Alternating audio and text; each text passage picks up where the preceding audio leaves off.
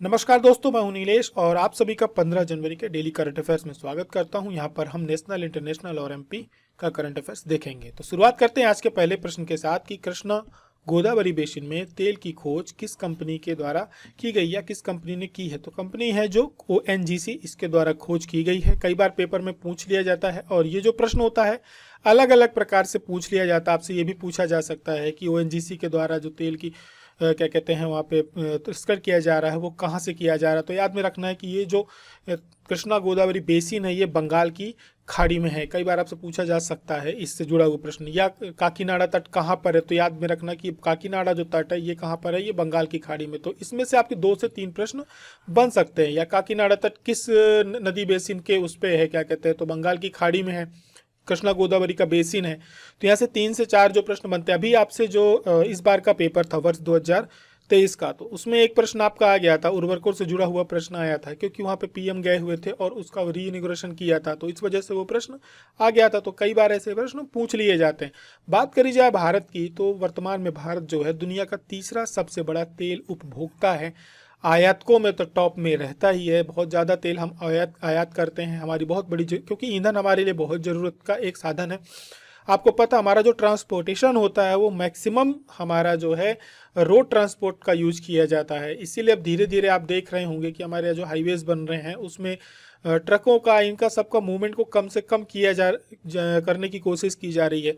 Railway में भी infrastructure खड़ा किया जा रहा, मालगाड़ियों की संख्या बढ़ाई जा रही। क्यों बढ़ाई जा रही? ताकि हमारी जो है तेल पे निर्भरता कम हो।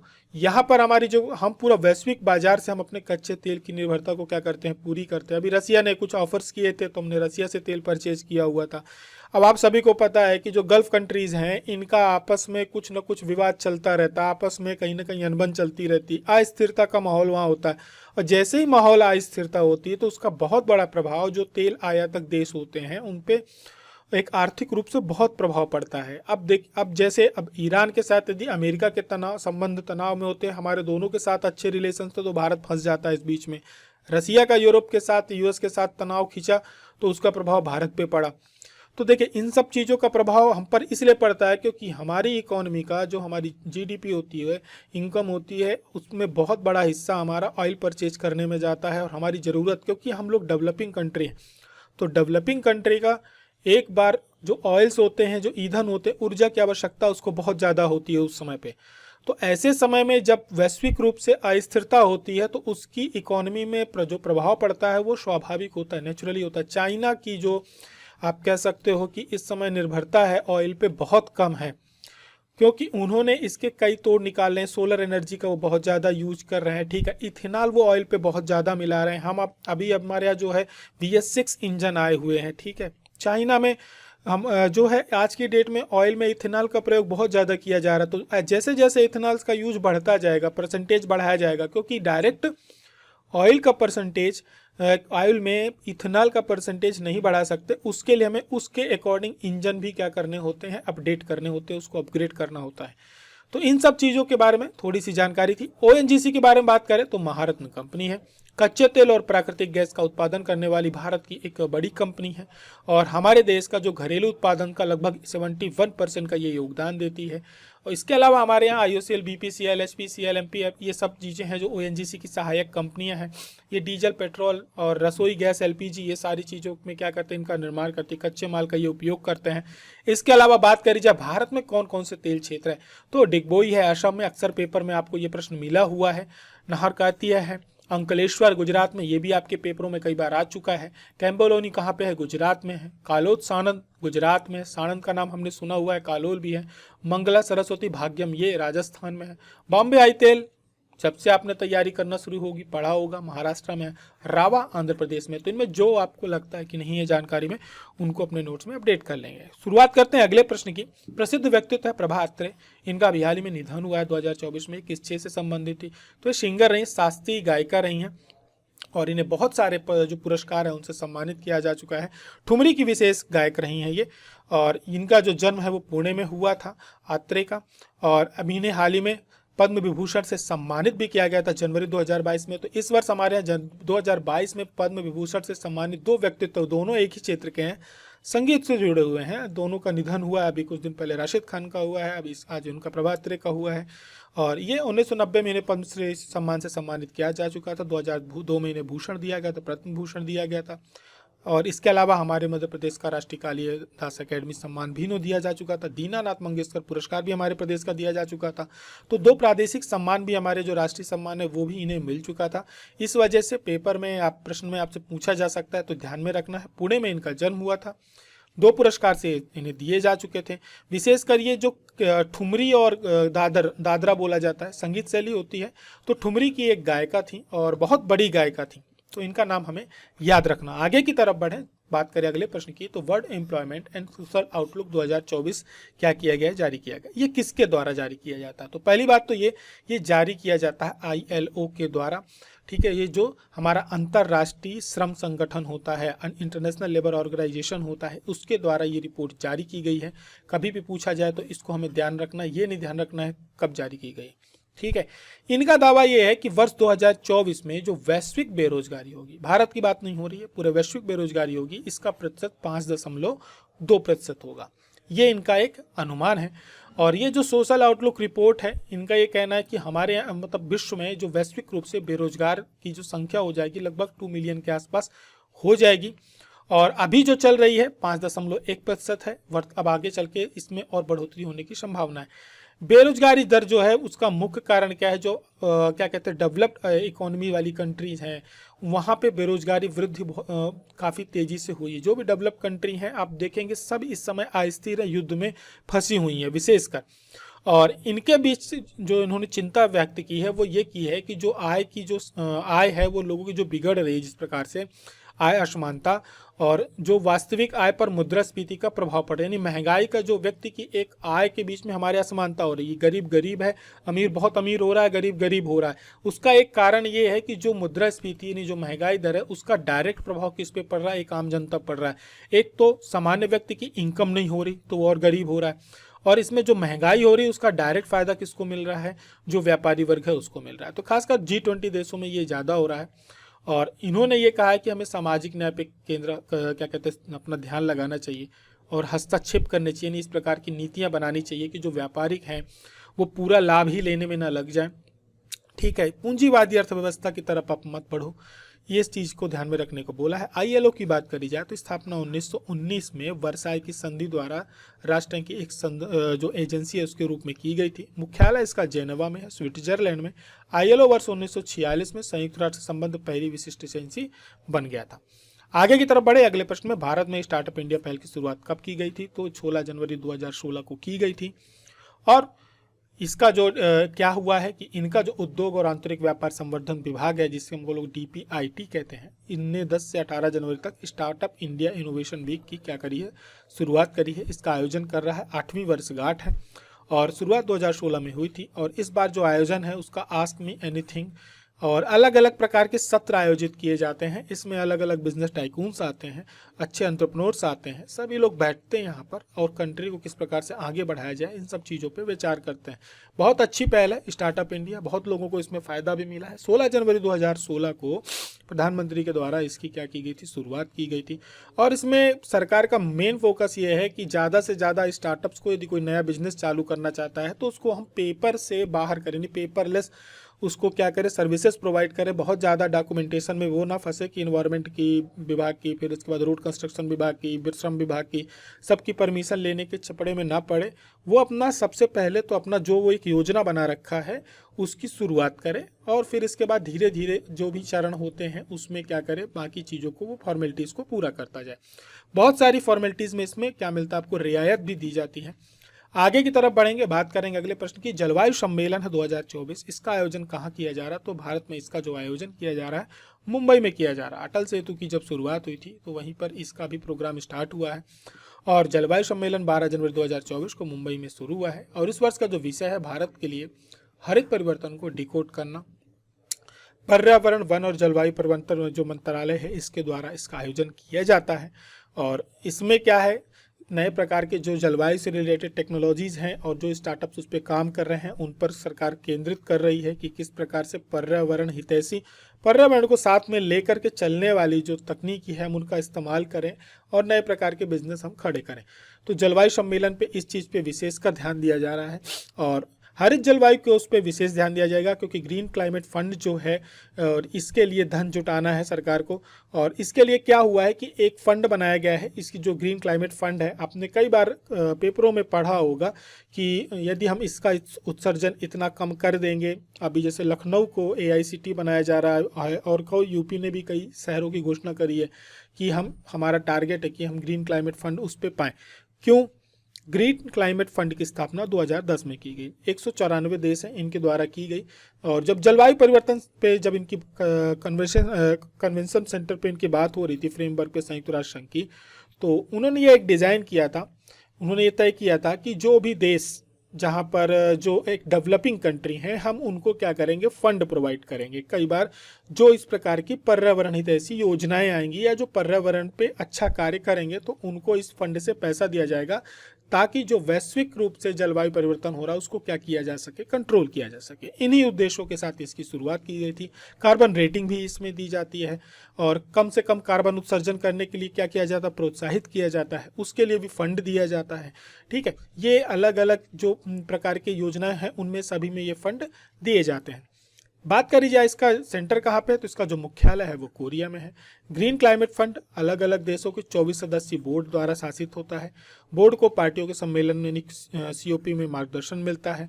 जलवायु परिवर्तन पर संयुक्त राष्ट्र फ्रेम कन्वेंशन यानी UNFCCC ने यह कोष बनाया है। दुनिया जलवायु परिवर्तन से कैसे निपटती है, ये इनका उद्देश्य है।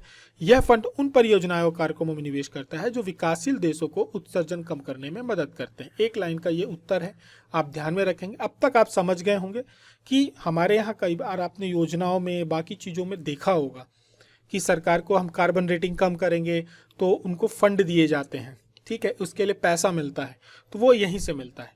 आगे की तरफ बढ़ेंगे, बात करेंगे अगले प्रश्न की। एशियाई निशानेबाज चैंपियनशिप 2024 का आयोजन किया जा रहा है। सर्वाधिक पदक किस देश ने जीते हैं, तो कोई और देश नहीं है, वो चाइना बिल्कुल भी नहीं है। फिर आंसर गलत लग गया, इंडिया है, भारत को मिले हैं।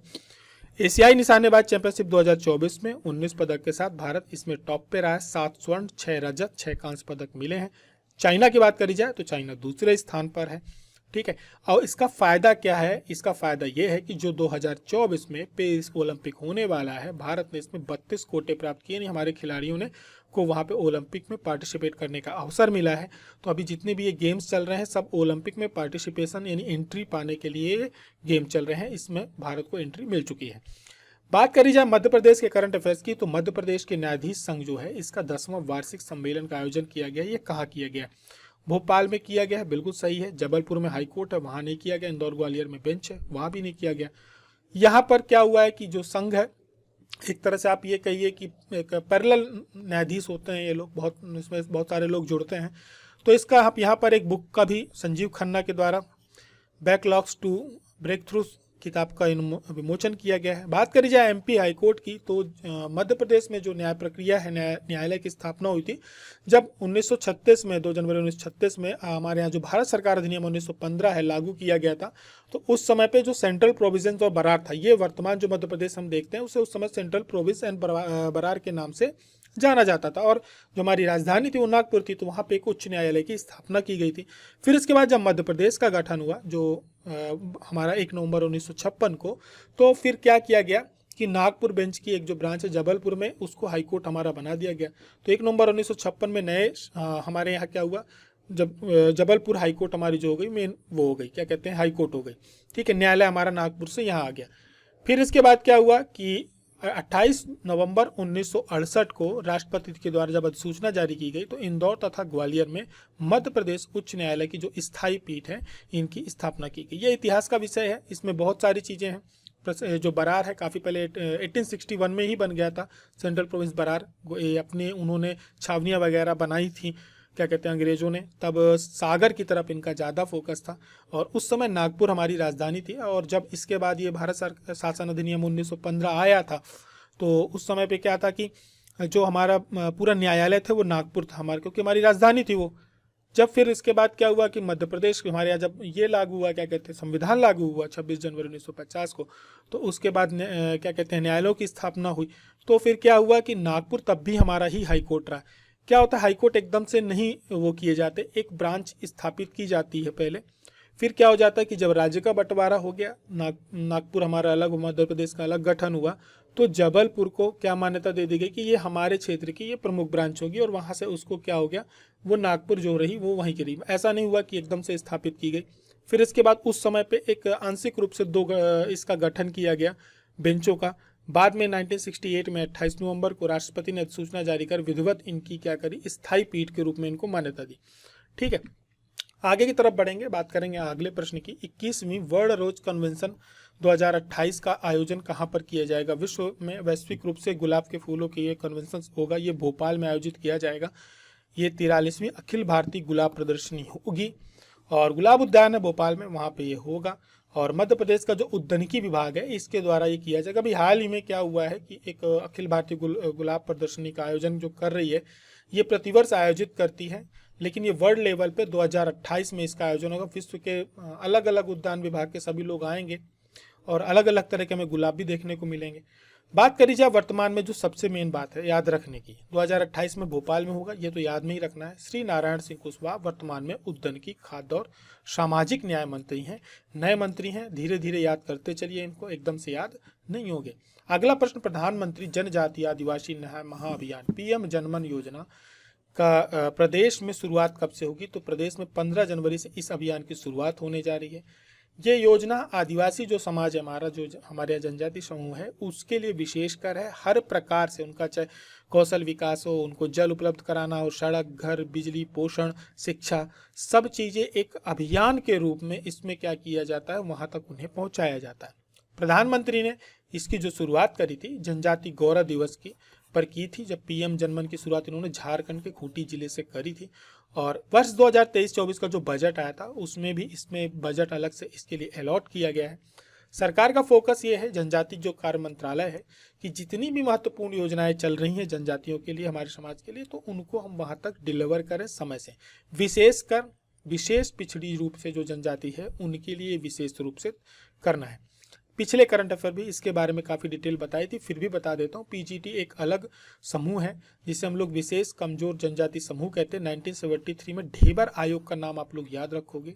ढेबर आयोग का गठन किसके लिए हुआ था, या पीवीटीजी किस आयोग के द्वारा ये श्रेणी का नाम दिया गया था? तो याद रखना है, जो पीटीजी नाम दिया गया था, अलग श्रेणी का परिभाषित किया था, ये ढेबर आयोग के द्वारा किया गया था। कुछ जनजाति की क्या की गई थी, इसमें अलग से उनको आंका गया था। जो 75 पीवीटीजी जिनमें सबसे ज़्यादा ओडिशा में है निवास करना बताया गया था। ठीक है, जो सबसे कमजोर जनजाति समूह है उनको अलग किया गया था इसमें। बात करी जाए भारत की अनुसूचित जनजाति की, 2011 की जो जनगणना है उसके हिसाब से हमारे यहाँ जो आबादी है 10.45 करोड़ है। अब तो काफ़ी बढ़ गई होगी। 18 राज्य और केंद्र शासित प्रदेश मिलाकर के 75 समुदायों को विशेष रूप से पिछड़ी जनजाति के रूप में वर्गीकृत इसमें किया गया है। कभी पूछा जाए कितने राज्यों, तो 18 राज्यों, कितने समुदाय, 75 समुदाय याद रखने हैं हमें। तो उन्हीं पर फोकस किया जाएगा जो 75 कमजोर जनजाति समूह है। सबसे ज़्यादा ओडिशा में है। अगला प्रश्न, शिक्षा वित्तीय सहायता योजना निम्न में से किस विभाग के अंतर्गत आती है? तो हुआ ये स्कूली शिक्षा के अंतर्गत नहीं आती, ये आती श्रम विभाग के अंतर्गत। इसमें भी आंसर गलत लग गया है, श्रम विभाग के अंतर्गत आती है। ठीक है, इसको ध्यान रखेंगे हम अगली बार से। 2 प्रश्नों में आज गलत लग गए हैं।